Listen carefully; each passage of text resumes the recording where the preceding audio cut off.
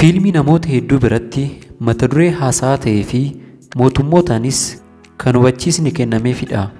Taphoota keessummaa nuuf ta'anii fi seerota nama rifachiisan qabatee fiilmiin dhufe kun namoota baay'ee biratti fudhatama guddaa argateera. Yeroo dhiyoo keessattis addunyaa irratti daawwataa hedduu horachuu irra darbee boqonnaawwan haaraa fuulduratti hojjetaman akka hawwiidhaan eegaman taasiseera. Nama Huang Dong Yuk jedhamuun barreeffamee kan daayireekti godhame fiilmiin kun Kooriyaawwaniin hojjetamee Netflix irratti dhuma ji'oota bara 2021 gadi lakkisameera. Guyyaa 28 keessattis daawwataa miiliyoona 111 argachuun seenaa Netflix keessatti fiilmii daawwataa hedduu argate ta'ee galmeeffameera.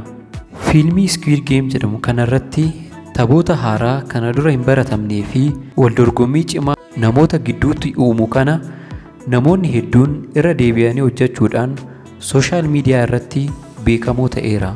Biyya Niwuziilaand keessatti immoo tapha kana irra deebi'anii yaaluuf yommuu jedhan namni tokko du'uu danda'eera.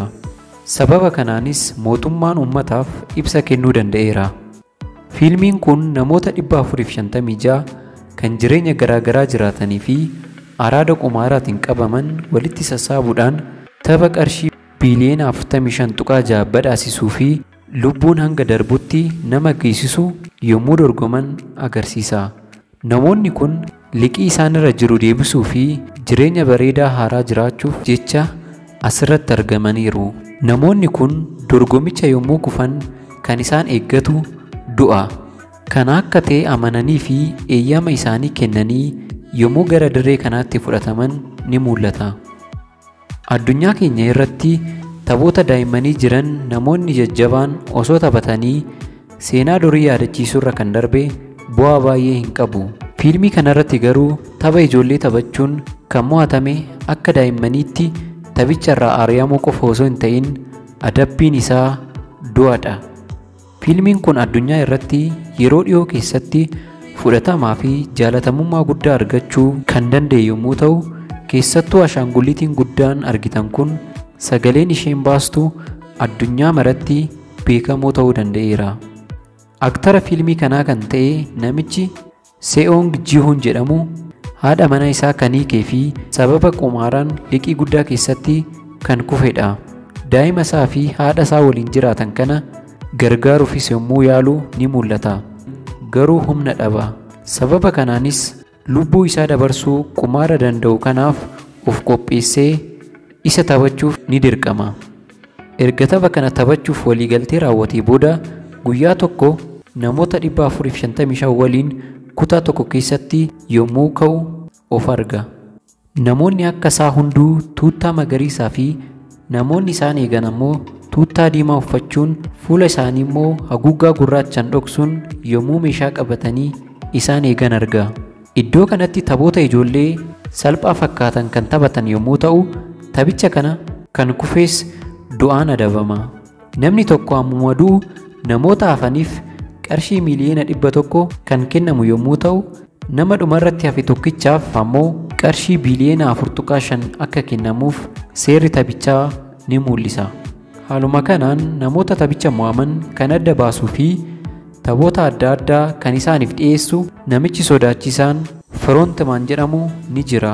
Innis wayyaa gurraachaa fi haguuggaa fuulaa kan godhate yommuu ta'u, aktaroonni fiilmichaas hiriyaa isaa waliin yommuu taphichaa fi namicha sodaachisaa kana qarshiidhaaf jedhanii waliin falman ni mul'ata.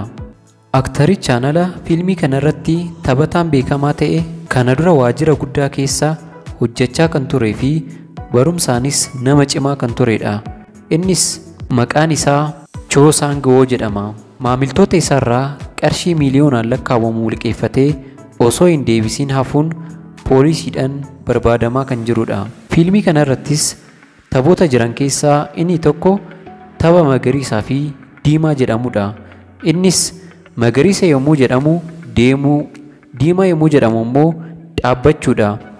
Ashaangulliitiin taphicha gaggeessitu kunis ofirra naanna'aa halluuwwan kana jijjiirti. Haaluma kanaanis yommuu isheen magariisa jettu deemuu, yommuu isheen diimaa jettu immoo dirqama dhaabbachuu qabu.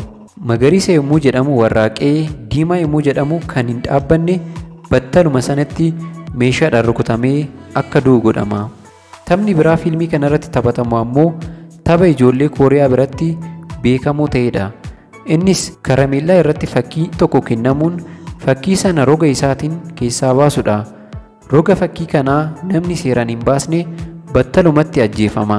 Taphni inni biroo ammoo daawwitii irra deemuu yommuu ta'u, tapha kanaanis dorgomtoonni daawwitiin cabaa nama kuffisu isa kam akka ta'e osoo itti hin himamin akka irraa adeeman ta'a. Dorgomaan seera kana cabses du'aan adabama. Fiilmii kutaa 9 qabatee boqonnaan tokko mul'ate kun seenaa isaa dhugaa irratti akka hundaa'e barreessaan fiilmichaa ni dubbata.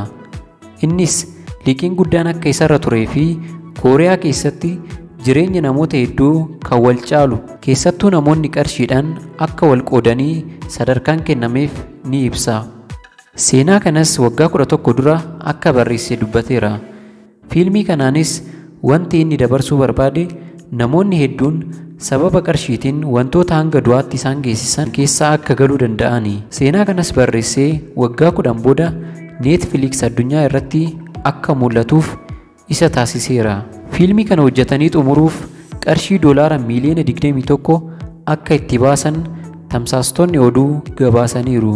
Meeshaawwan fiilmicha irratti argaman kanneen akka ashaangulliitii, wayyaa eegdotaa diimaa fi wayyaa dorgomtootaa magariisa kan ta'an kun gabaa addunyaa irratti meeshaalee haala guddaan gurguramaa jiran ta'uu danda'aniiru. Fiilmichis gabaa industirii fiilmii keessatti galii guddaa argamsiisuun beekamoo ta'eera. Haa ta'u malee fiilmiin kun akkuma jaalatamummaa guddaa argate daa'imman tokko tokko dhoksaadhaan tapha kana adabbii isaa waliin taphachuun balaa irra bu'aa waan jiraniif mootummaan maatii ijoolleetiif hubachiisa kenneera. Nutis fiilmii kana ilaaltanii akka yaada itti kennitan dhaamaa qophii keenya har'aa asumarratti goolabna. Nagaatti.